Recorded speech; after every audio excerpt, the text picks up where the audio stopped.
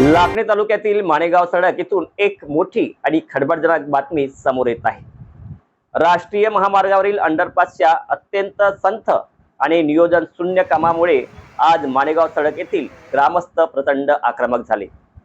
संतापलेल्या शेकडो महिला आणि पुरुषांनी आज थेट सीमा कन्स्ट्रक्शन कंपनीच्या कार्यालयाला घेराव घातला आणि प्रशासनाला तीव्र इशारा दिला।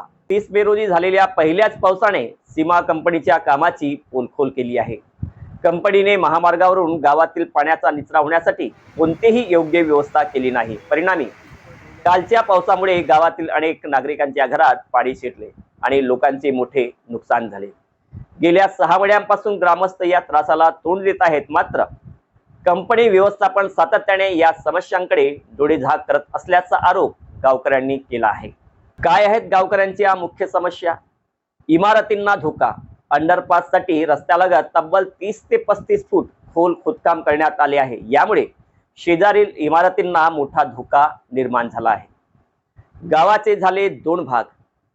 पूल अद्याप तयार न झाल्यामुळे एकाच गावाचे 2 भाग झाले आहेत। लोकांना एकमेकांशी संपर्क साधण्यासाठी किंवा रस्ता ओलांडण्यासाठी आता तब्बल 1 ते 1.5 किलोमीटरचा फेरा मारावा लागत आहे। अपघातांची मालिका। सर्व्हिस रोड अपूर्ण आहे आणि त्यावर पाणी मारले जात नसल्याने दिवसभर प्रचंड धूळ उडते। या धुळीमुळे वाहन चालकांना रस्ता दिसत नाही आणि रोज लहान मोठे अपघात होत आहेत। आगामी पावसाळ्यात स्थानिक तलाव ओव्हरफ्लो झाल्यास परिस्थिती आणखी भयानक होण्याची भीती वर्तवली जात आहे। संपूर्ण प्रकरणावर माणेगाव सडकच्या सरपंच आशाताई सिंगंदुडे यांनी सीमा कंपनीला धारेवर धरत आपली तीव्र प्रतिक्रिया दिली आहे। सीमा कंपनीच्या चुकीच्या नियोजनाचा फटका आज संपूर्ण गावाला बसत आहे।